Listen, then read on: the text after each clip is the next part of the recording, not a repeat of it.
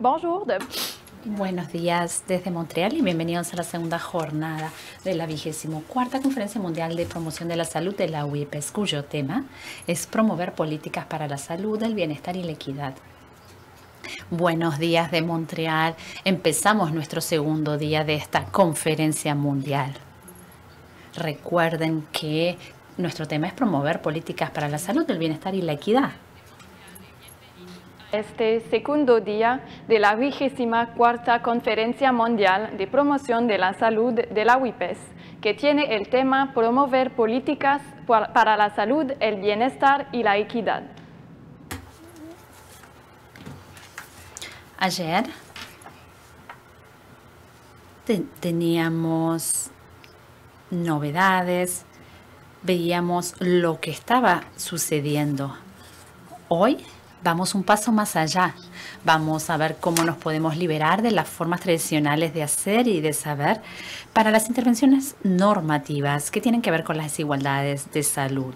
Los oradores del día de hoy son creativos y tienen un compromiso profundo para trabajar en relaciones basadas en comunidades y enfoques de esa índole para explorar diferentes formas de elaborar políticas en comparación con los enfoques que aplicábamos en el pasado, que se orientaban más hacia el mercado o que contaban con una orientación que aumentara la división global entre el norte y el sur.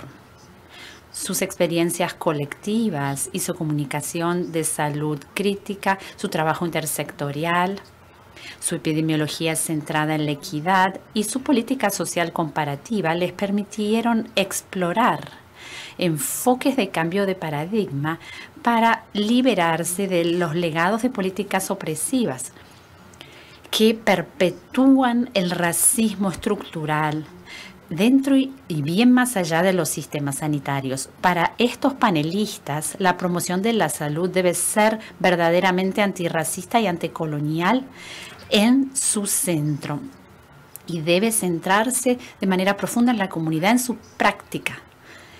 Estoy entusiasmada de tener estos oradores con nosotros en el día de hoy. Nos desafiarán y pondrán a prueba la forma en que hacemos lo que hacemos. Y nos harán tomar responsabilidad de lo que decimos es importante para nuestra labor. Después de sus presentaciones, estaremos abiertos a sus preguntas y comentarios. Voy a empezar a presentar al primer orador. Tengo el honor de presentarles al señor Gene Schillinger, profesor de medicina en la Universidad de California en San Francisco. Y antes fue el jefe del programa de prevención y control de diabetes de dicho estado. Su trabajo incluye investigación con descubrimientos metodológicos, incluyendo investigación comunitaria, estudios casi experimentales, experimentos naturales y evaluación de eventos masivos de los medios y campañas en medios sociales. Es de origen chileno y tiene amplia experiencia trabajando con poblaciones latinas de color y de isleños asiáticos pacíficos. Co-creó una campaña de redes sociales de prevención de la diabetes para los jóvenes que fue premiado, llamado The Bigger Picture, que combina el arte con la salud pública para catalizar la acción social. Y finalmente fue premiado por el premio del Abhat Everett M. Rogers por el logro de una vida en la ciencia de comunicación de la salud. Y con esto le daré la palabra al profesor Schillinger. Gene, ¿nos oye? Sí, ¿me oyen a mí? Sí, le oímos. Tiene la palabra.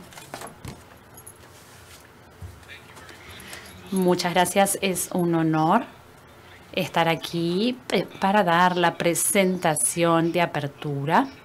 Aprovechar las voces de los jóvenes para cambiar las conversaciones sobre la promoción de la salud. Me referiré a una nueva campaña dentro de la iniciativa Bigger Picture y se llama Sobrevivir mientras esperamos la revolución. En inglés, Survival Pending Revolution.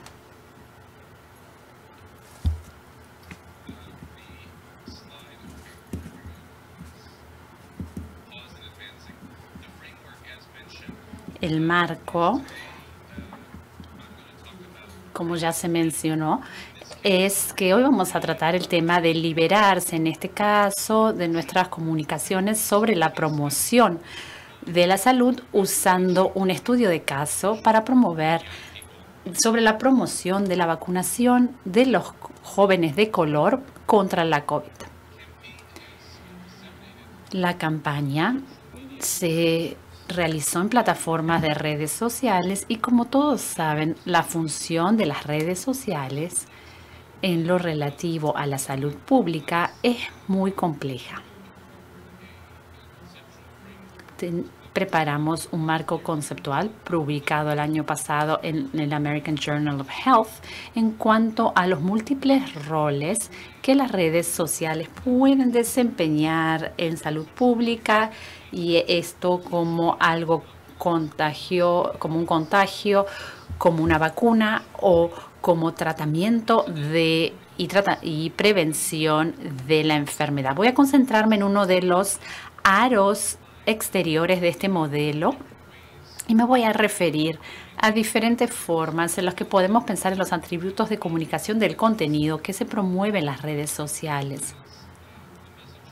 También voy a hablar de la selección de los mensajeros. Me referiré también de otra versión de The Bigger Picture.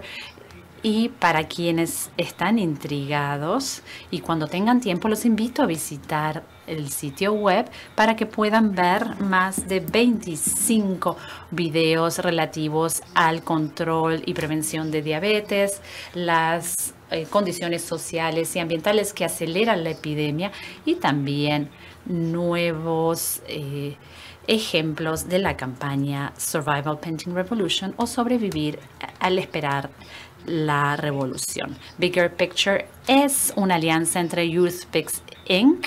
de San Francisco, California, y la Universidad de California en San Francisco, cuyo objetivo era combatir la extensión de la diabetes de tipo 2.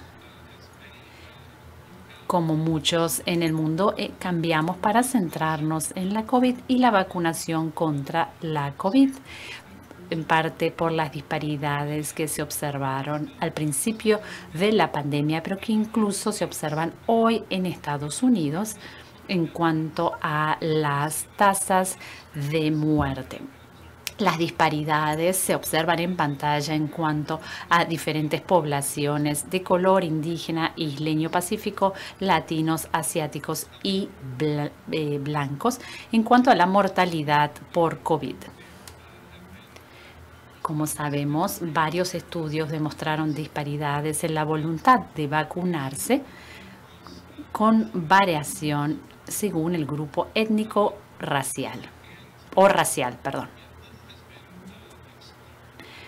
Se exploró muy poco para sobrellevar y superar las barreras de falta de voluntad para vacunarse, sobre todo en los grupos de jóvenes. En California, a pesar de grandes esfuerzos de los condados y de los estados para avanzar la vacunación, hay grandes disparidades, sobre todo para los indígenas americanos y las poblaciones latinas y de color. Estas disparidades también se observan en la tercera dosis, lo que denominamos el refuerzo de la vacuna del COVID. Lo que sí se vio en investigación para ver las perspectivas de los jóvenes adultos sobre las vacunas contra la COVID-19 ha sido muy faltante en cuanto al tipo de intervenciones que pueden ayudarnos a superar las barreras. Por ejemplo, la conclusión de este estudio muy popular, la conclusión es que las intervenciones de salud pública deberían dirigirse a las razones por las dudas, tratar las preocupaciones sobre la seguridad de los efectos secundarios y resaltar la importancia de la vacuna para esta población. No es una conclusión muy novedosa para un estudio basado en la población, en lo que tiene que ver con las dudas ante la vacuna contra la COVID-19. Asimismo, el discurso en la comunidad médica, sobre todo, tendió a alejarse de los problemas relativos con las políticas y el ámbito normativo. Este artículo muy conocido en el New England Journal of Medicine, ya con el título se dan una idea de la postura de muchos médicos de Estados Unidos en cuanto a la vacuna. Mantengamos a la política fuera de esto, como si esto de manera mágica hiciera que la gente estuviera abierta a vacunarse. En contraste, una vez que contamos con la participación de jóvenes de color o afrodescendientes como parte de nuestra campaña The Bigger Picture para tratar el tema de la vacuna contra la COVID en su comunidad y los resultados desesperados de la COVID y la mortalidad, una vez que los integramos, los jóvenes inmediatamente se dirigieron a la política. De hecho, para la campaña de Survival Pending Revolution, el lema es el siguiente: el COVID es un virus que no discrimina, para la sociedad sí lo hace. Las personas de color han sufrido y muerto de la COVID más que otros. Ahora tenemos una vacuna. La introducción a todos los videos de la campaña hace una declaración sobre el racismo estructural y hace una pregunta muy clara que, como verán, se responde de maneras ambiguas y ambivalentes para que quien mira tome la decisión según lo que acaba de ver. Quisiera ahora compartir con ustedes un ejemplo de un video de la campaña Survival Pending Revolution para orientarlos. Estos poemas se crearon después de un taller de 2 horas por tarde durante 5 días en que los jóvenes recibieron información básica sobre COVID y las disparidades relativas y se les pidió que pensaran en sus propias vidas como el texto principal para desarrollar su contenido, para comunicarse con sus comunidades sobre la vacunación contra la COVID. Todos estos poemas fueron creados completamente por jóvenes.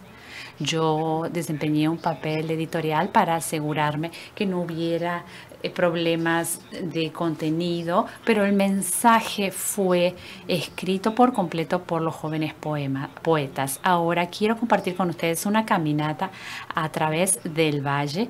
Verán aquí el poema de Nia Leilani. Por favor, el video.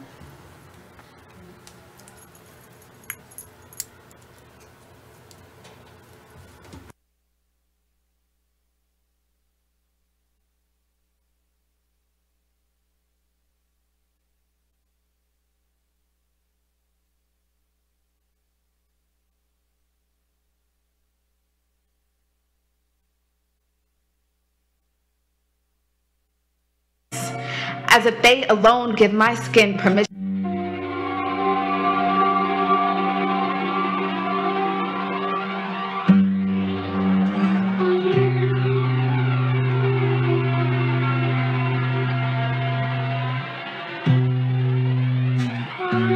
My sliding closet door slams back and forth against the wall as I contemplate what makes most sense to wear. I push past my favorite unapologetically black tees, as if they alone give my skin permission to breathe freely. Today, I'm not sorry for my complexion, just consumed with insatiable caution and distrust. The insidious evils of racism haunt me like a shadow that still exists in the dark. Maybe this is paranoia, or more like the last fingernail digging into a dying grip on this fantasy of controlling what I can't. Now slithering away again, it is 10 a.m. on an overcast Wednesday morning, 1 hour before my vaccine appointment. Even in my disjointed rush movements, it does not escape me how inaccessible this time is for most working folks. That losing this many hours in a workday could mean losing a job. Or that I made this appointment online without wondering how to pay for the internet I access. On the ride there, I hold closely the black community experiencing poverty at 2.5 times the rate of white folks in this country. for whom this might not be possible. Roughly 30 minutes, several cities, and $21.04 later, I pull up to the site and wait in line until a white man approaches me calmly, says he will be administering my vaccine. He does not introduce himself, but I see his name at his station, Jeremy. He motions toward the chair. Have a seat. Make yourself comfortable. His voice glides gently across our shared, fractured, mask-filtered air with a soft kindness, perhaps to build a bridge between my expected nervousness and his assumed expertise. And all I could think is this man wears the skin I've never trusted to manage my health. Can't help but replay when health officials first announced new vaccine. The name Henrietta Lacks still echoes twice as loudly back. Thunderclaps Tuskegee experiment 10 times, tightening a chest already hypertension prone. Centuries of forced sterilization, false beliefs of a higher pain tolerance, still ongoing, and still shrieking silently underneath my skin as it prepares to be pierced. I know American healthcare to be one of many aliases for systems that don't live up to their name. My health, not its objective. My care, not the central priority at stake. At least American gets me through the hospital door, what does not guarantee I walk any better or wiser or at all, especially when hospitals are more likely to call security on their black patients and visitors than their white ones. I don't know what health insurance will protect me from this literal health insecurity. This is why every medical practitioner I've ever chosen is a woman of color. Perhaps this is where medical racism's unshakable shadow is most unseen, but at least there's a higher chance that she knows the intricacies of the dark. I wonder if Jeremy knows black women are 3 times more likely to die from COVID-19 than white men. Yet the unknown and unanswered questions I have about this vaccine make me feel equally as grim. What exactly is in that syringe? What are its long-term effects? How can I trust it when I don't trust the system it came from? How many times will I be asked to make blind decisions for my survival, for his? I could list a million reasons not to be here, yet I am anyway. They say black and Latinx folks are getting vaccinated around half the rate of white folks in the US, even though we've had higher rates of cases and deaths. And I immediately think of a recent Saturday Night Live skit. Made a game show about black folks' unwillingness to get vaccinated, an American cultural staple of reducing black trauma in entertainment. I wonder how long these manufactured laughs will last until we become the new face of anti-vax. And they tell every black person who did not get their shot that death is a bed they deserve to lay in. But get this, in the first month these vaccines were available, they went largely to communities that were least impacted. This pierces me much harder than that shot. Less than a pinch worth of pain. The silent shrieking underneath my skin does not manage to escape as Jeremy recites side effects on a timeline until I am considered safe. And he confidently states, that's it? As if the only suffering worth mentioning ends 2 weeks after my second shot. 3 million people dead and counting globally. And the US still spit back America first at India's ask for help before remembering its status as a self-appointed global superpower. Patents and vaccine holds have already set back Africa's development back up to 5 years, which is to say, racism's shadow has always been bigger than the sidewalk's tracing of my body. I got my shot to stand with the people who know this darkness like the back of their hand. And for my elders, whose belly rolls have never succumbed to an apology for their blackness. All I want to do is hug them and tell them that they are the reason I know glory to be human. And for me, to gamble on the promise of another tomorrow and live to tell about it, even if it means a walk through the valley of the shadows.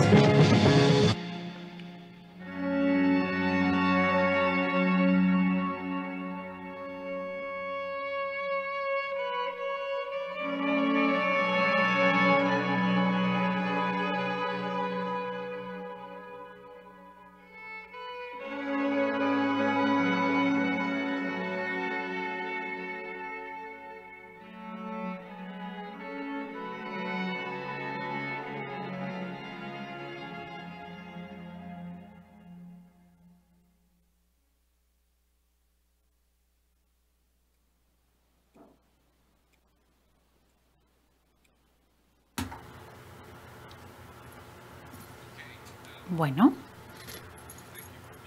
gracias por haber visto este video. Para darles una perspectiva, antes que nada quiero decir que la primera vez que leí este poema, entender que esto se iba a distribuir junto con el Departamento de Salud Pública de California, dudé bastante. El poema era muy poco común, no tenía un mensaje claro sobre la vacunación. Y yo diría que es un enfoque de comunicación crítico. Pero esto es lo que hicieron los jóvenes como partes de la declaración de presentación de la campaña Survival Pending Revolution, empezando en el otoño de 2020 en medio de la COVID-19 con incendios impresionantes y revueltas para apoyar la vida de los afrodescendientes. El proyecto The Bigger Project expandió su foco más allá de la diabetes tipo 2 para abordar la infinidad de formas en que la violencia estructural se manifiesta para impactar de manera desproporcionada en la salud de las comunidades marginalizadas. Reconocemos las condiciones que hacen que la diabetes tipo 2 destruya nuestras comunidades y sabemos que estas son las mismas condiciones que nos hacen más vulnerables a la pandemia, el cambio climático, la violencia policial y otras formas en las que se manifiesta la violencia estructural. También sabemos que estas condiciones están interrelacionadas. Por ejemplo, tener diabetes tipo 2 aumenta la mortalidad de COVID en 2-3 veces. Estas condiciones pueden evitarse, son el resultado de entornos que se centran en el racismo y el clasismo en lugar de la equidad y el bienestar colectivo. Únanse con su voz como instrumento de cambio para ayudar a proteger la salud de las comunidades de trabajadoras, afrodescendientes, indígenas, latinas e de isleños pacíficos, más afectadas por la violencia estructural. Esto es muy provocador y me costó entonces enviar este tipo de comunicación al Estado. Como ya dije, ahora tenemos 5 videos en el sitio web. Estamos produciendo 7 poemas grabados que se publicarán pronto. La pregunta que surge es ¿por qué la campaña se llama Sobrevivir a la espera de la revolución? Estas palabras, en inglés Survival Pending Revolution, fueron las 3 palabras que en el taller de poema utilizaron los jóvenes para protegerse. Al principio, cuando les hablamos de una campaña de vacunación contra la COVID para su comunidad, hubo resistencia. Y tras 2 días, esta campaña los ayudó a unirse tras un tema común para sus poemas. Sobrevivir a la espera de la revolución forma parte de la filosofía subyacente del movimiento de Panteras Negras, que fue liderada por Huey Newton. Y él escribió que reconocemos que para que la gente llegue al nivel de sensibilidad, para que se aprovechen el tiempo, es necesario responder a sus intereses de supervivencia desarrollando programas que los ayuden a cumplir con sus necesidades diarias. Estos programas satisfacen las necesidades profundas de la comunidad, pero no son soluciones al problema. Por eso los llamamos programas de supervivencia, lo que quiere decir sobrevivir a la espera de la revolución. Esto hizo que los jóvenes se sintieran identificados y se motivaran para escribir.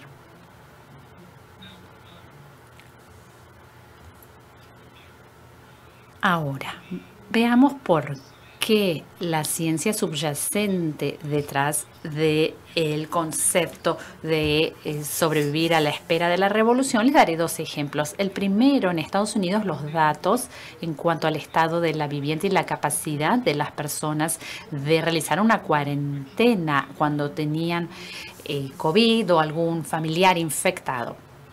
El doctor Seagal de Key Western en Cleveland hizo un estudio nacional que mostró que el aislamiento, la cuarentena era imposible en 25,29 millones de viviendas, lo que representa el 20,8% de las unidades residenciales por falta de habitaciones, baños suficientes o ambos. De manera general, alrededor de 81 millones de personas vivían en unidades no adaptadas para el aislamiento o la cuarentena. En cuanto a las personas blancas no hispánicas, los indígenas nativos y los hispánicos tenían 2 a 3 veces mayores probabilidades, y los afrodescendientes y asiáticos 1.7 más probabilidades de ocupar unidades no adecuadas para aislarse o hacer una cuarentena. Ahora, en cuanto a la capacidad de trabajar y aislarse durante la COVID-19 en Estados Unidos, esta capacidad variaba en cuanto a la raza o el grupo étnico, el estado de ciudadanía y el nivel educativo. Solo el 3% de individuos que tenían menos estudios que estudios secundarios podían trabajar desde sus casas, comparado con más de la mitad de las personas que contaban con diplomas avanzados.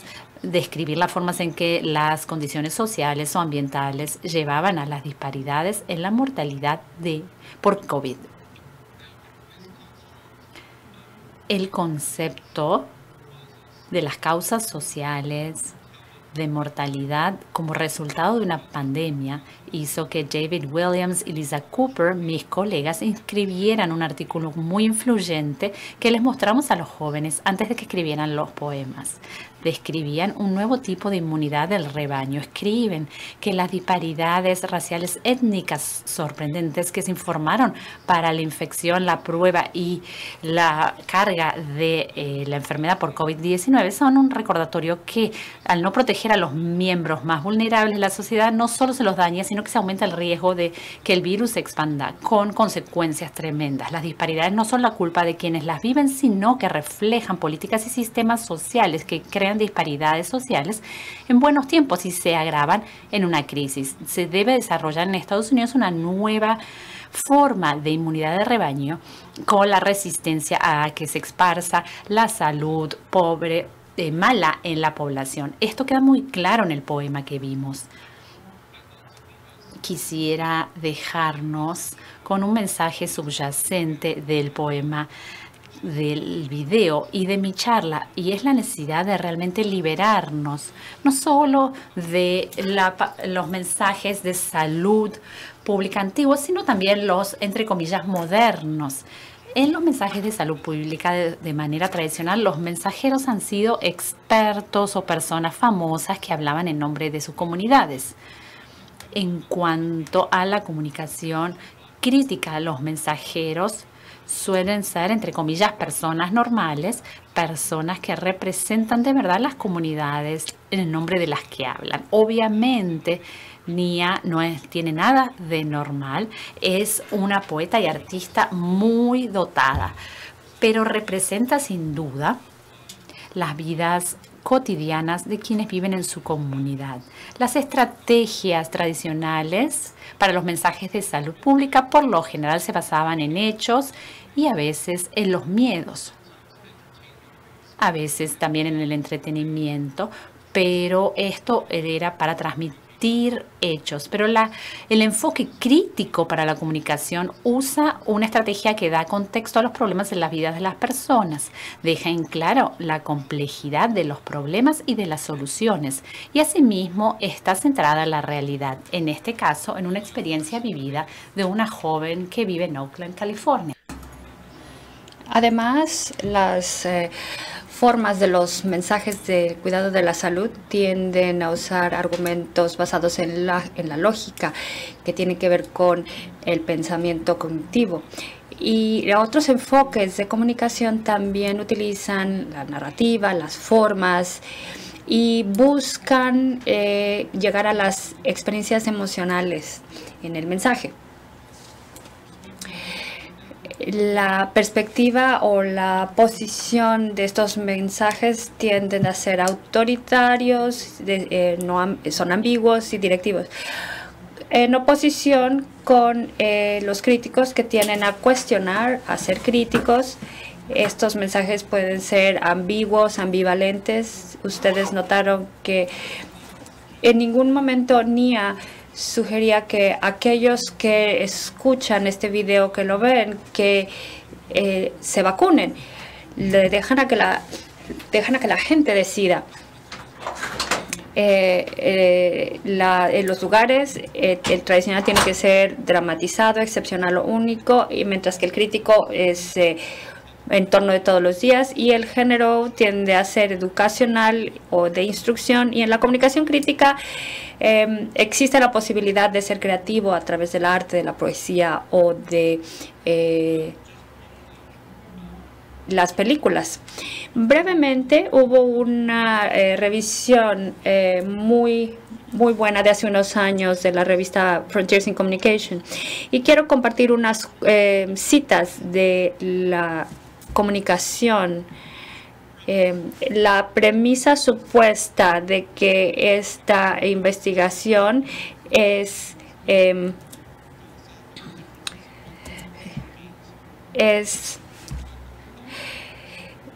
sencilla y mejorar los procesos de comunicación en todos los ámbitos relacionados con la salud. Sin embargo, las diferencias filosóficas en cuanto a lo que significa la comunicación o, para el caso, la salud, dan lugar a un campo de estudio complejo y multiparadigmático. Para ver la comunicación principalmente como transferencia de información, lleva una trayectoria de investigación y erudición diferente a la visión de la comunicación como proceso constitutivo de la creación del significado. Del mismo modo, conceptualizar la salud como un medio para lograr la concordancia social o incluso el control frente a un sitio de lucha social que nos lleva a lugares diferentes. Estos enfoques críticos nos llevan a ver cómo nos referimos a las respuestas sociales. Generalmente son construcciones culturales de la salud, y los académicos críticos están motivados por un objetivo explícitamente político y ético de fomentar la justicia social, la equidad y los derechos humanos, que se consiguen desmascarando las fuerzas sociopolíticas que regulan y limitan las experiencias de salud y enfermedad de diversos grupos y de personas desfavorecidas. Uno podría decir que los enfoques críticos son inherentes, parciales, es decir, los estudios de la comunicación sanitaria entran en esta conclusión de que hay un claro compromiso de promover el cambio social progresivo como un apoyo para la salud y el desarrollo.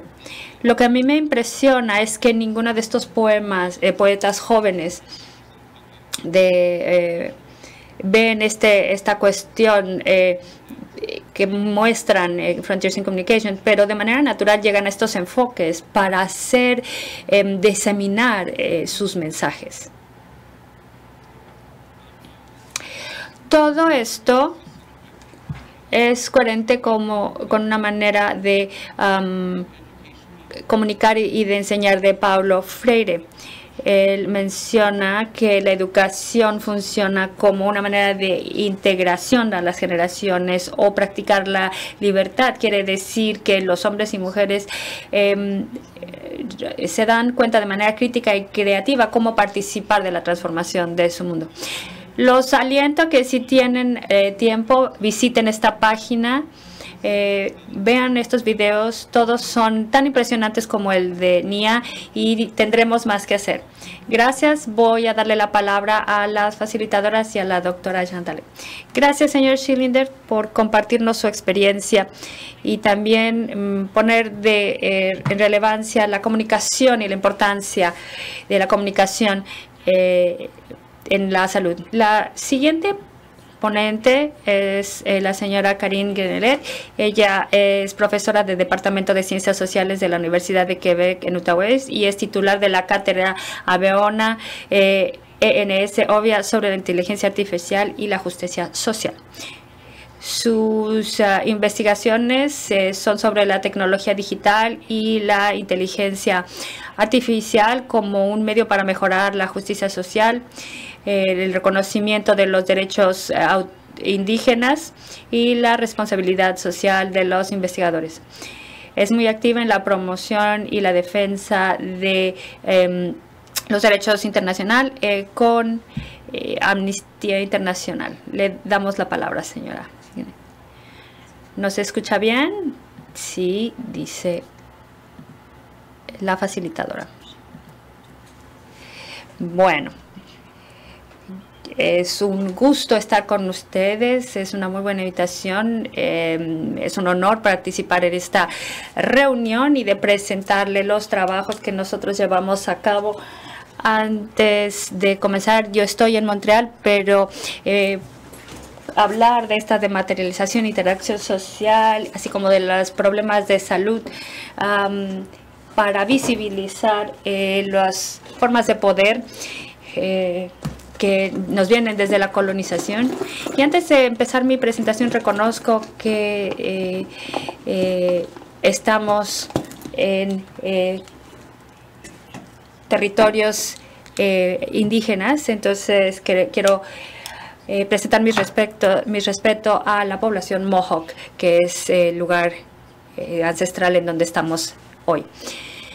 Lo que yo voy a hablar el día de hoy es de la investigación que yo llevé a cabo en agosto, más bien de abril a agosto del 2021, en el marco del trabajo que se llevó a cabo en el Centro del Observatorio de los Impactos Sociales Digitales, que se lleva a cabo en la Universidad de Laval, y en donde nos centramos en la respuesta tecnológica de la COVID.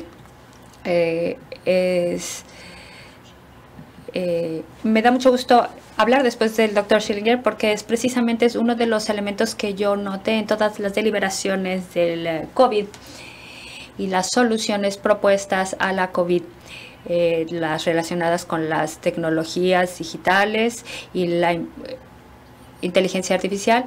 Y nos descubrimos que había como ángulo, un punto ciego entre los servicios de salud y otras partes, cuestiones que estaban presentes desde hacía mucho tiempo, que no habían estado integradas en las soluciones propuestas de las aplicaciones tecnológicas, las aplicaciones de redes sociales.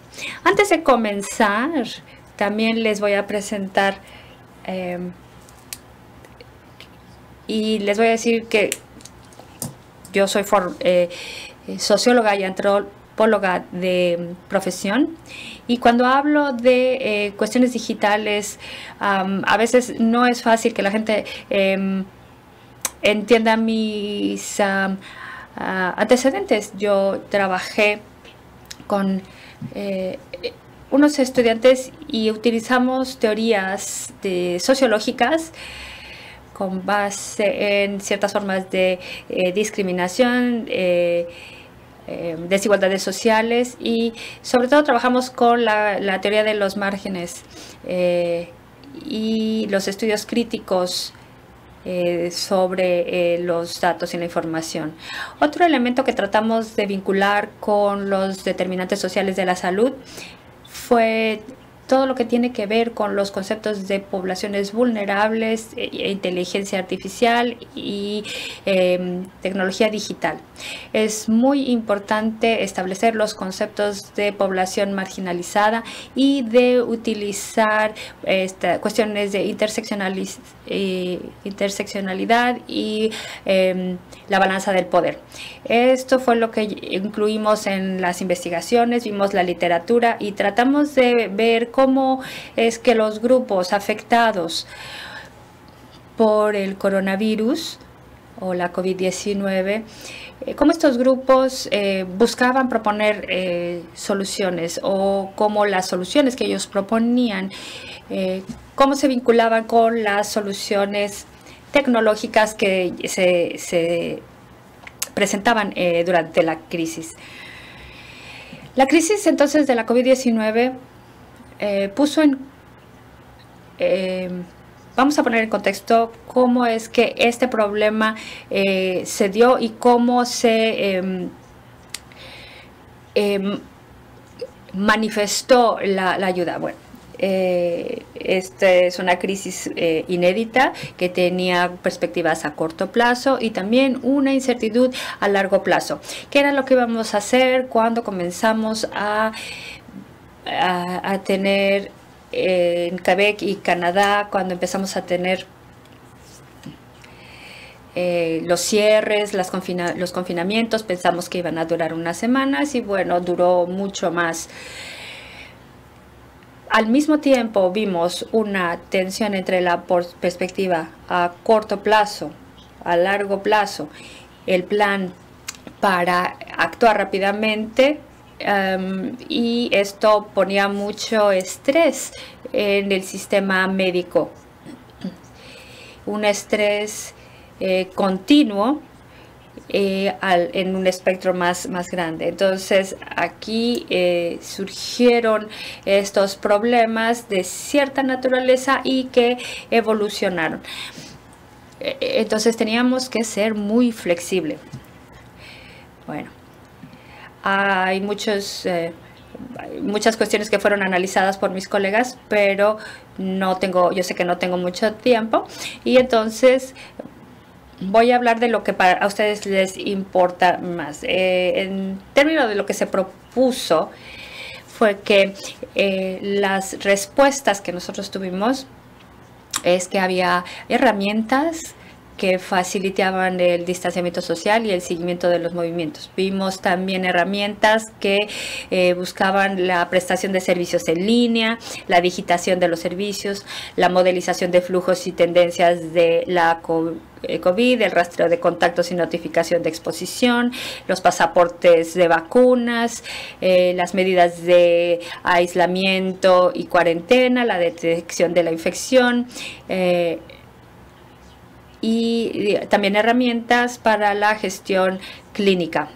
Aquí hay algunos ejemplos de las herramientas que quedaron establecidas, sobre todo en Canadá, con la aplicación Alert COVID del gobierno federal.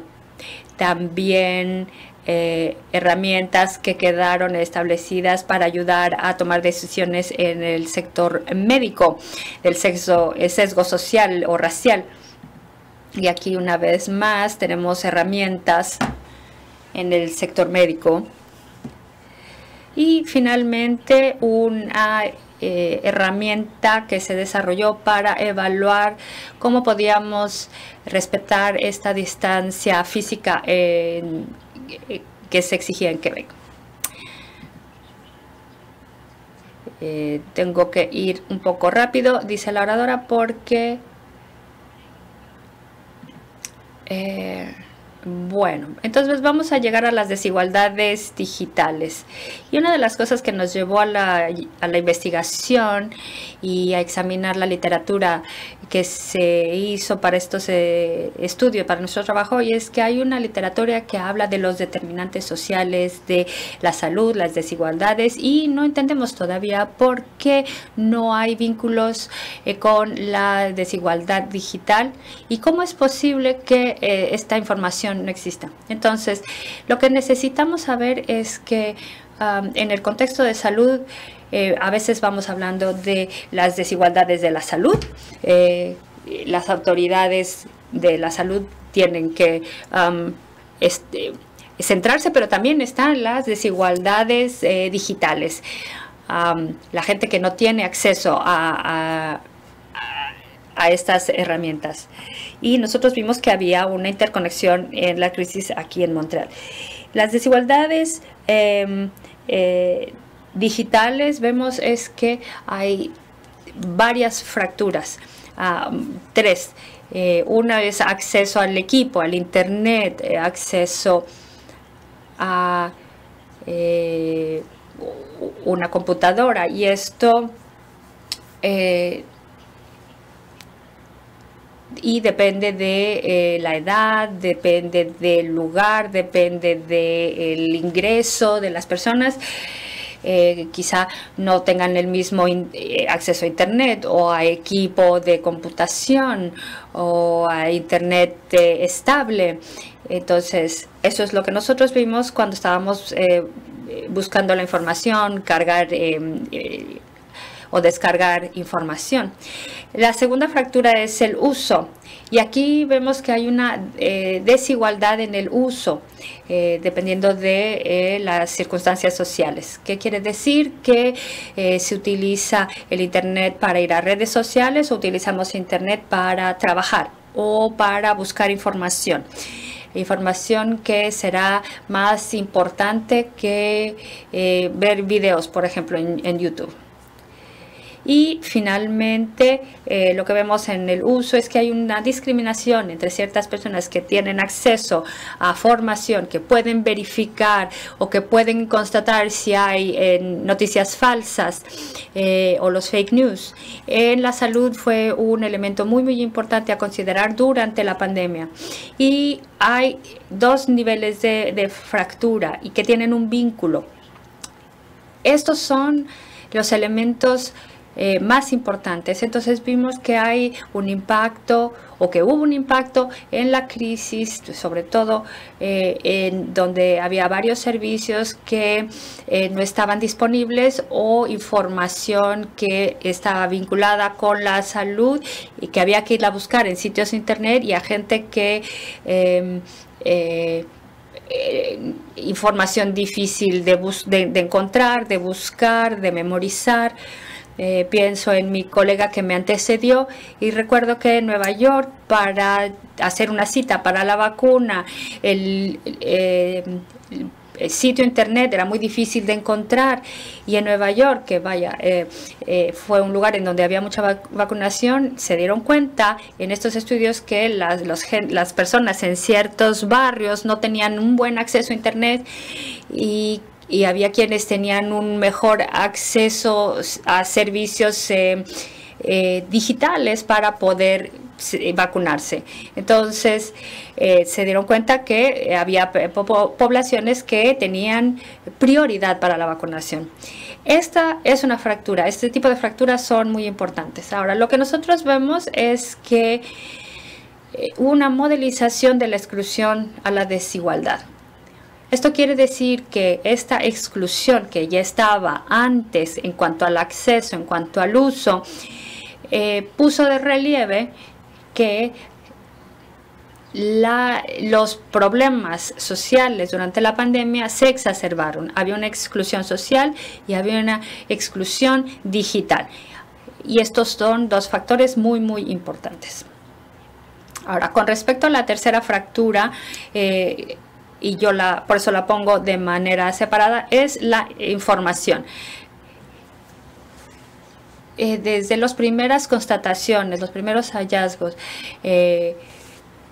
la fractura 1 y la 2 se habían entendido, se habían identificado como problemas principales, pero la tercera, sobre la información, sobre los datos, este es un problema que no hemos dimensionado todas sus consecuencias. Este tercer nivel de fractura o tercera fractura es que hay una sobrerepresentación de ciertas poblaciones que son marginalizadas, y que finalmente las respuestas que se dan como herramientas digitales no responden a sus necesidades. Finalmente, no hay un sesgo de la sociedad, sino que hay uno de la información que se tiene de estas poblaciones y de las soluciones. Y por esto, la teoría de la digitalización de servicios, nosotros hablamos de la marginalización de la marginalidad. Todos esos grupos marginalizados están al margen, incluso más al margen de la información, y hay discriminación estructural, y esto tiene consecuencias muy graves. Les voy a presentar lo que se hizo en Canadá, y es una iniciativa sobre la invisibilización de ciertos grupos y la información. Esta es una iniciativa que nació en Montreal y que se llama Los Colores del COVID, Colors of COVID en inglés. Y es una iniciativa comunitaria en donde se toma conciencia de que hay ciertas poblaciones que son invisibles para los sectores de salud pública, y por eso se decidió recopilar toda esta información de manera comunitaria para que estas poblaciones fueran más visibles. Esta es una cuestión de invisibilidad de la información y lo pone de relieve. ¿Qué quiere decir en cuestiones tecnológicas? Bueno, esto quiere decir que las poblaciones, la invisibilización de las gentes, quiere decir que hay grupos que utilizan o que no utilizan herramientas digitales. Hay poblaciones que no utilizan, por ejemplo, cierta tecnología de cierta manera y que crea una fractura en el sistema. Ellos no tienen acceso a los equipos, ellos dependen de las estructuras comunitarias para tener acceso a los servicios. También vemos que generalmente las soluciones técnicas o tecnológicas que están accesibles para los servicios, por ejemplo, de salud primordialmente, están destinadas a poblaciones que están marginados y discriminados. Entonces, estas personas ya se han visto impactadas por los primeros dos niveles de fracturas, por el uso y las estructuras, y se ven más afectados por este refuerzo de discriminación por parte de el uso de las tecnologías a causa de estas marginalizaciones que muchas veces se lleva a cabo a nivel de las políticas y de quienes toman las decisiones para la salud pública. ¿Qué es lo que sucedió con la respuesta del trabajo que nos hicimos, que nos llevó a las recomendaciones? De acuerdo con la información que tuvimos, había una cuestión de desigualdad, de lo que yo les había hablado, pero también las recomendaciones a las que llegamos como conclusión es que lo que estaba establecido tenía que ver con el contenido de las herramientas de la información y se le dio primicia a la eficacia logística. Esta no es la solución que queríamos. Fue las cuestiones económicas las que eran primordiales y teníamos que llegar a un solucionismo tecnológico. Todas estas soluciones que estaban para que nos ayudaran a tomar decisiones y para resolver los problemas existían, pero si queríamos solucionar el problema, teníamos que buscar algo que realmente nos ayudara a resolver el problema, que integrara todas estas cuestiones de las que hablamos de las fracturas. Y hablábamos de la tecnología para resolver problemas,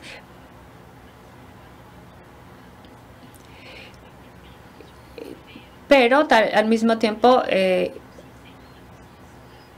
nos dimos cuenta de que había una ausencia, reflexión crítica estructural que llevaba a estos sesgos, a esta discriminación. Y con esto nos dimos cuenta que habían habido herramientas desarrolladas que no consideraban a toda la población. Por lo tanto, nuestras recomendaciones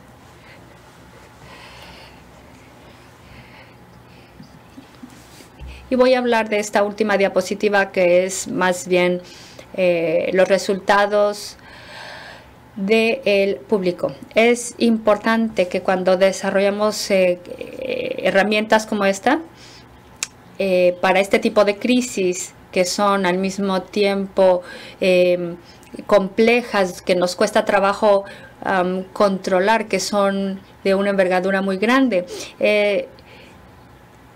hay que considerar a las poblaciones menos favorecidas porque puede haber ciertas desigualdades que no se consideran.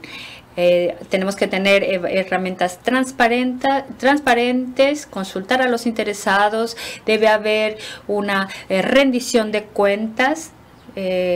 Vimos que esta utilización de herramientas que quizá no estaban bien gestionadas o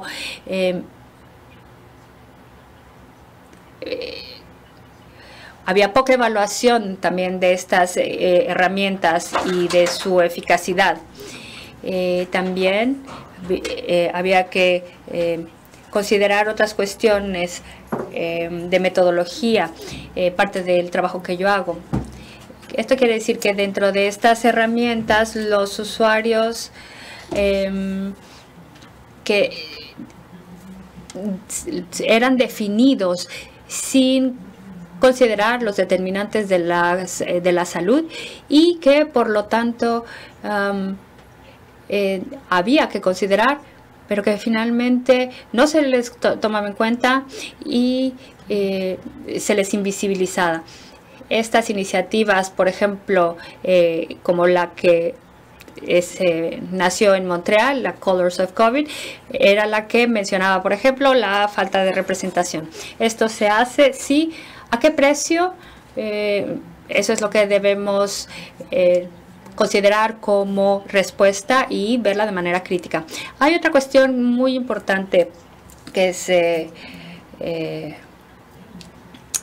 otro elemento que es importante es la representación crítica que tenemos de las herramientas para los administradores o quienes toman decisiones, quienes ponen en función estas herramientas, que toman las decisiones en cuestiones de salud, es que ellos tengan una evaluación de estas herramientas. ¿De dónde viene la información para poder evaluar la información que se nos da? ¿Hasta qué punto estos datos son fiables, no están sesgados? Porque si el uso tiene sesgos, la herramienta va a tener sesgos. También la metodología que se llevó a cabo para crear esta tecnología, si la metodología nos va a servir para los fines para los que se desarrolla, y la aceptación social. Es válido tener este tipo de herramientas de toma de decisiones, la notificación de los contactos, por ejemplo, o si hay una parte de la población que sufre, que ha sido impactada mucho más, no sé, pensamos en los grupos, las mujeres,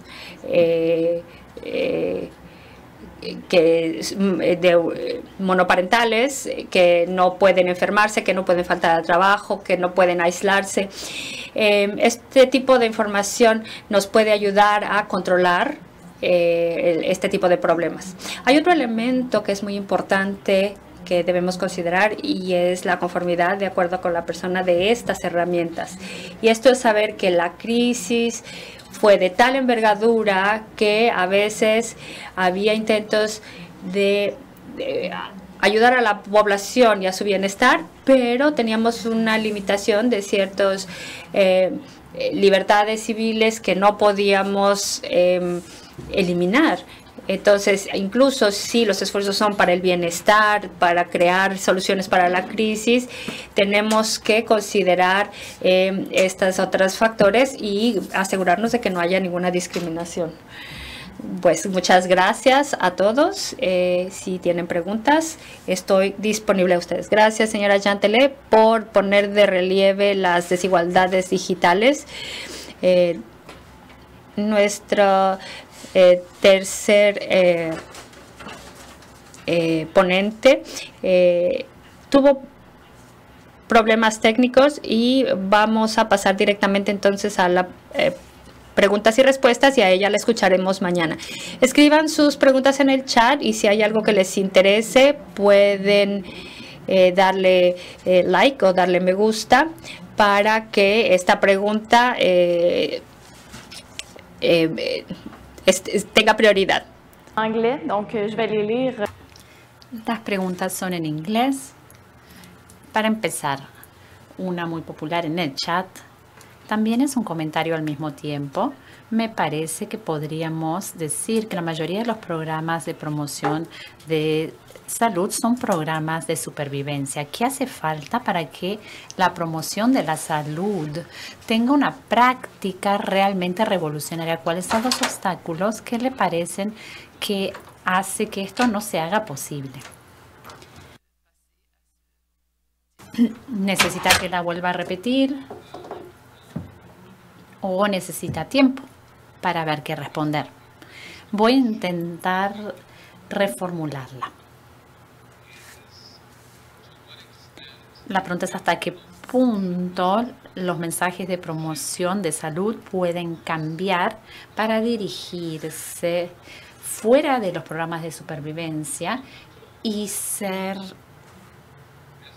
mensajes más fundamentales sobre la revolución. Yo creo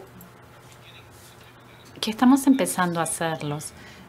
Diría que esta conferencia constituye un ejemplo de la manera en que estamos cambiando la manera de comunicar, lo que estamos comunicando. Obviamente, nuestros conocimientos suelen encajarse en una crisis, en este caso la pandemia. Y me llama la atención que hiciera falta crear mensajes de promoción de la salud que respondieran a dicha crisis. Y esto, obviamente, a corto plazo es sobrevivir. No diría que el tipo de mensajes que están en la campaña de Bigger Picture en cuanto al control y la prevención de diabetes, yo diría que son mucho más revolucionarios a un nivel fundamental y hacen un llamado a un cambio fundamental en las políticas sociales y ambientales. Esto ha instigado a nivel local y estatal y también ha apoyado los cambios a este nivel y por eso podríamos verlo como algo más revolucionario para realmente poner en marcha una agenda revolucionaria. La promoción de la salud debería estar más integrado en el proceso político que determina la estructura de nuestra sociedad. Hay varios ejemplos a lo largo de la historia, solo que no surgen con comunicaciones del gobierno ni en el ámbito académico ni siquiera. Muchas gracias. Quisiera agregar algo, señora Gentelet. No, gracias. La próxima pregunta se dirige al profesor Schillinger.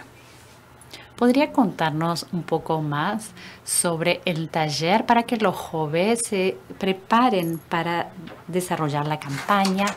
¿Cómo se eligieron a los jóvenes? ¿Quiénes eran y por qué querían participar? ¿Podría referirse al respecto? Gracias.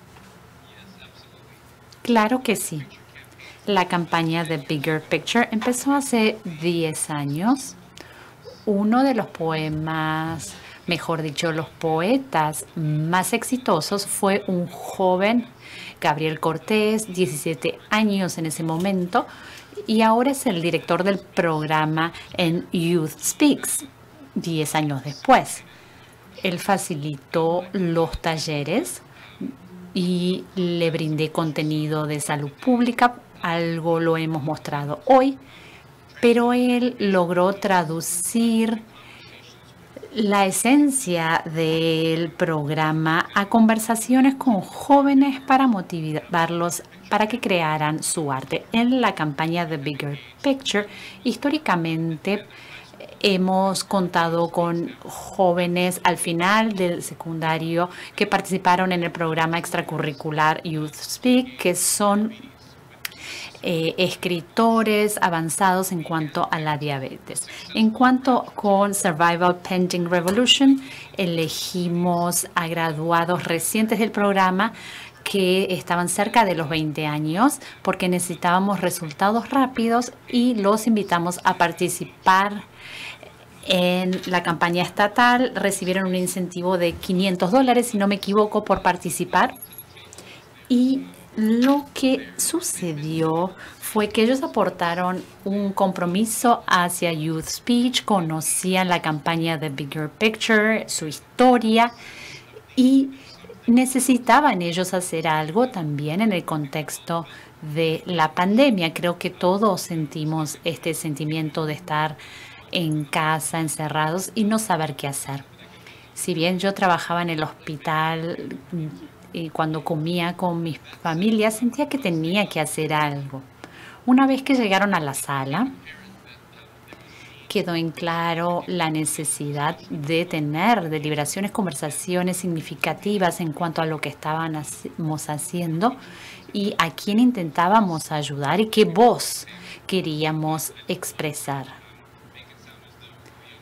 No quiero que suene como si los jóvenes estuvieran muy entusiasmados en crear mensajes sobre la vacunación, sino que tenían una cierta ambivalencia. Durante varios días no sabían qué mensaje y qué contenido reflejaría el espíritu y las preocupaciones verdaderas de sus pares. Muchas gracias por su respuesta. La siguiente respuesta es de un participante que dice: me parece que el mensaje de los dos oradores es que para abordar las desigualdades, tanto para monitorear el problema y al diseñar la intervención, la clave es escuchar a la gente. La pregunta es, ¿por qué esto parece ser tan difícil de hacer?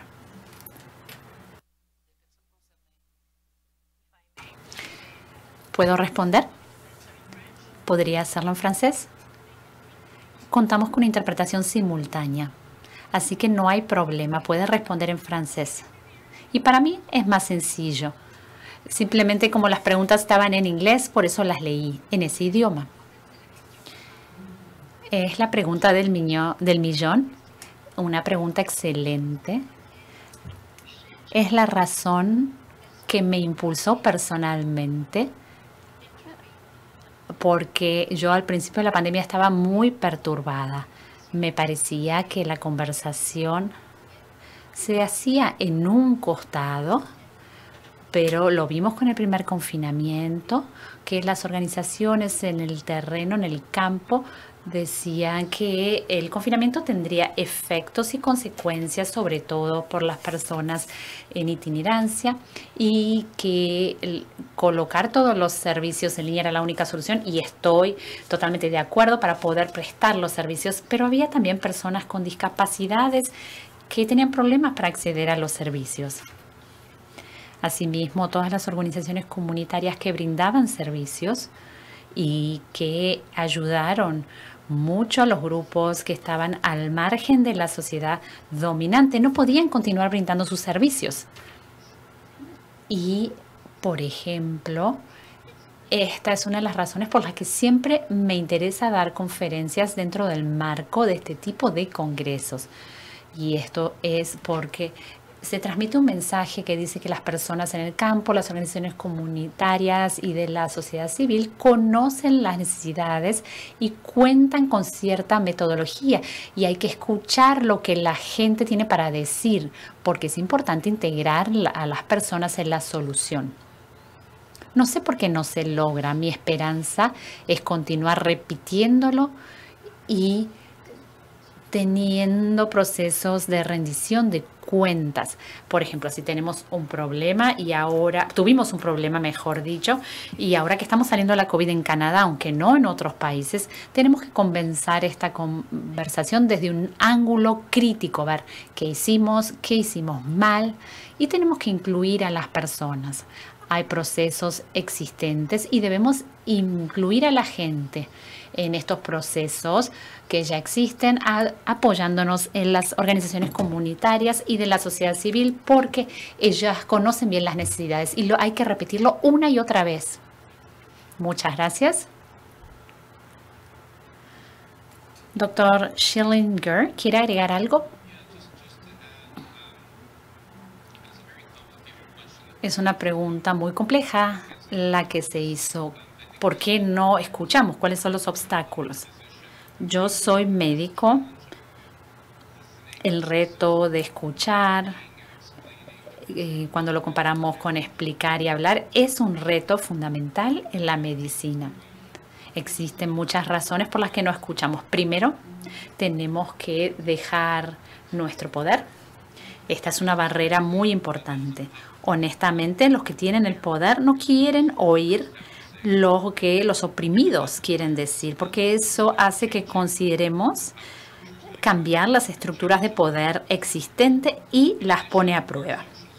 Además, las estructuras sociales muchas veces no incluyen un espacio ni un tiempo para tener interacciones verdaderas y productivas.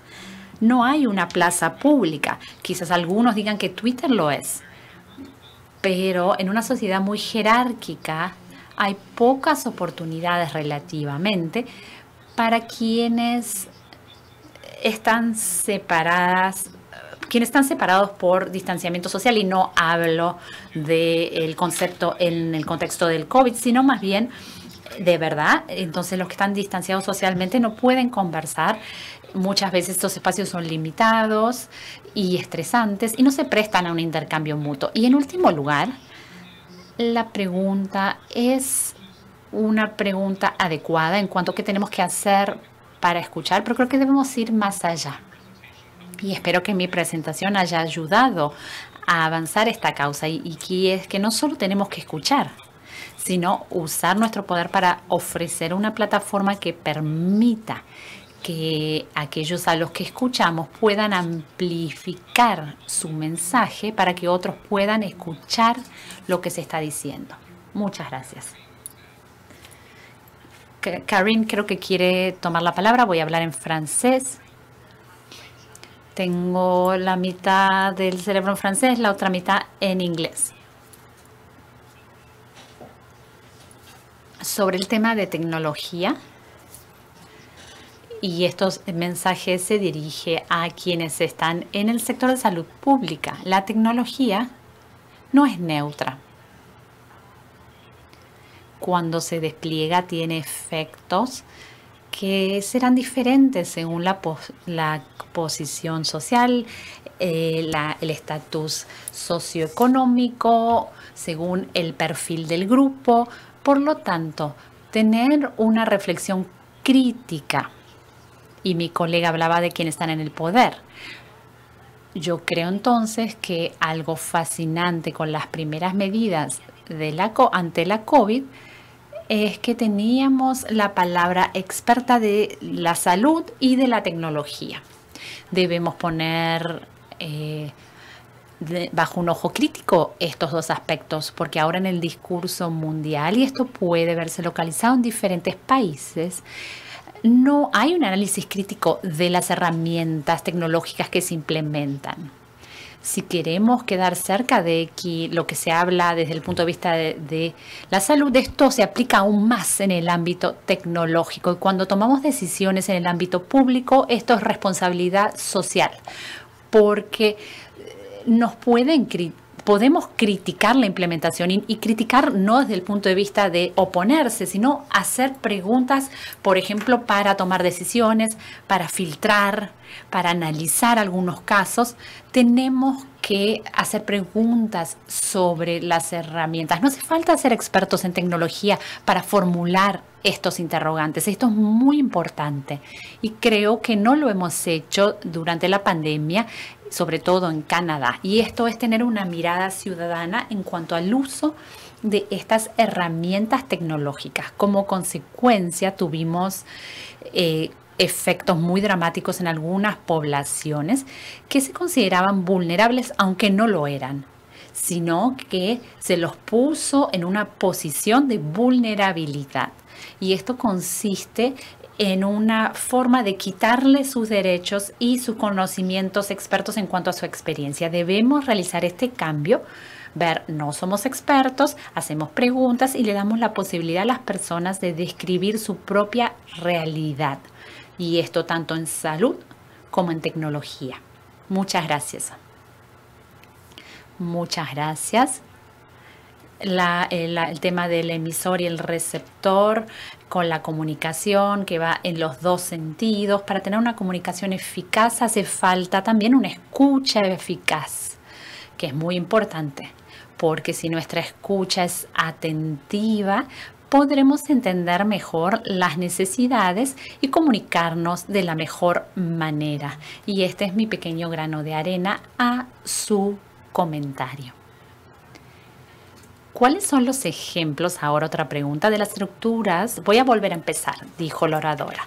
¿Cuáles son los ejemplos de la salud pública que usa las estructuras de manera eficaz al interactuar con poblaciones diversas? ¿Tienen algún ejemplo?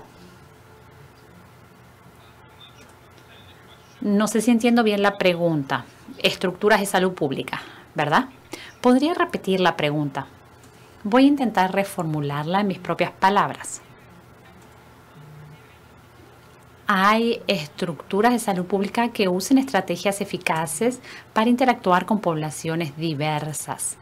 Las estructuras tradicionales de salud pública. ¿Y tienen algún ejemplo? Por ejemplo, habló usted de una estructura de salud pública y dijo que era poco común trabajar con organizaciones que no fueran ONG. Quizás eso pudiera ser un ejemplo. La salud pública tiene mucho que recorrer en este ámbito. Empezamos la campaña de Bigger Picture cuando estaba trabajando el programa de diabetes en California, pero les tomó 6 meses a darse cuenta de que quizás era algo que no querían pagar. Entonces tuvimos que alejarnos del Departamento de Salud Pública porque lo veían como algo muy subversivo para una entidad estatal. De manera similar, en cuanto a la campaña de sobrevivir a la espera de la revolución, avanzamos mucho porque el Departamento de Salud Pública de California se dio cuenta que interactuar con los jóvenes y sobre todo los de color tenían que ser creativos. En lugar de usar su departamento de comunicación para apoyar este tipo de trabajo, desarrollaron vínculos contractuales que les dieron una cierta distancia del contenido. Y si bien presentamos nuestro material con la colaboración del Departamento de Salud Pública de California, los logotipos como es que estamos afiliados, los mensajes no son mensajes oficiales de este departamento. No soy experto sobre el tema de las estructuras de salud pública que pueden interactuar con públicos meta y las comunidades marginalizadas. Sin embargo, el mejor ejemplo que tengo es con el movimiento de viviendas donde la tarea es fundamental para el desarrollo de clínicas comunitarias que en Estados Unidos atienden a los inmigrantes sin seguro y a quienes tienen seguro público. Y esto está como un vínculo con las poblaciones necesitadas. Karen, no tengo nada que agregar, no estoy familiarizada con las instituciones de salud pública. Y en cuanto a la salud pública y la tecnología, hay organizaciones sin fines de lucro, gubernamentales o privadas, que interactúan con la comunidad con un enfoque de abajo hacia arriba para tener un diseño basado en los usuarios y que sea pertinente para la comunicación de salud pública. Voy a cambiar al francés.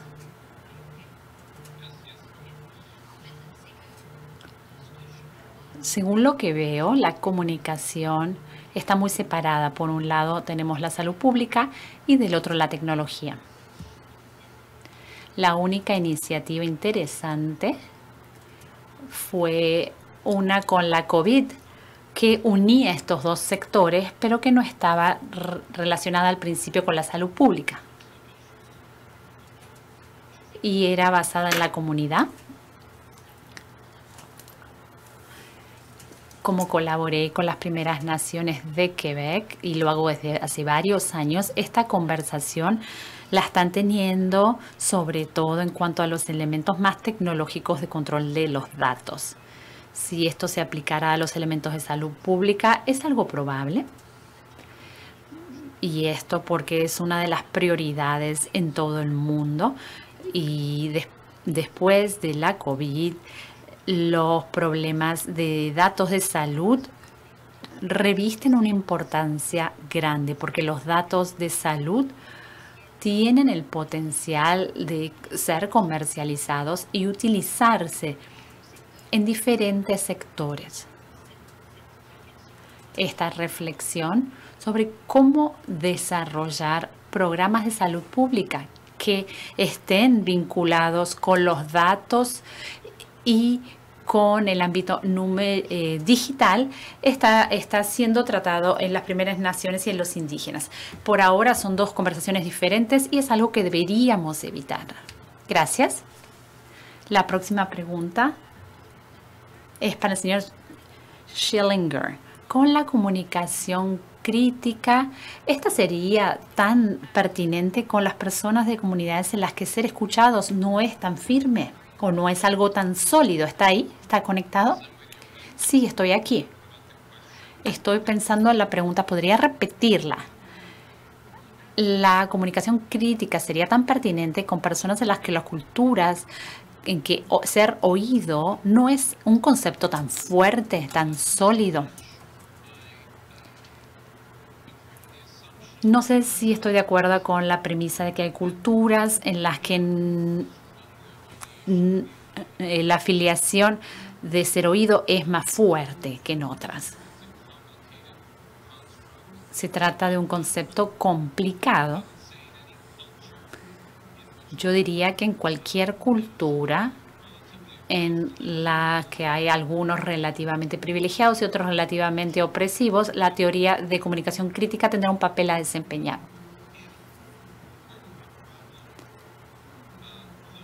Si parte del problema para aquellos oprimidos es que sus voces no se escuchan, o, como lo sugiere la pregunta, que existe una práctica inherente cultural que subvalora la noción de ser oído, diría que la teoría de comunicación crítica sería de una importancia mayor,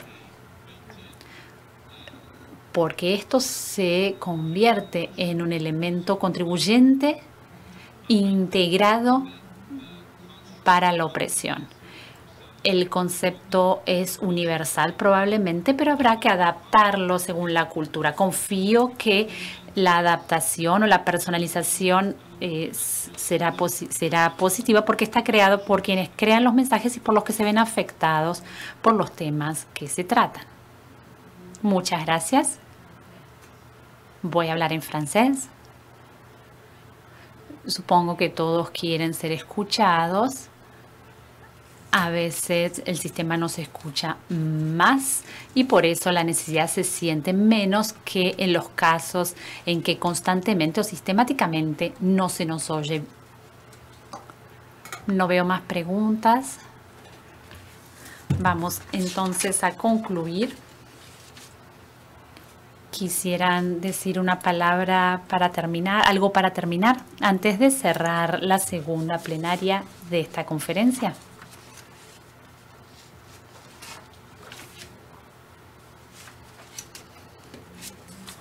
No, gracias.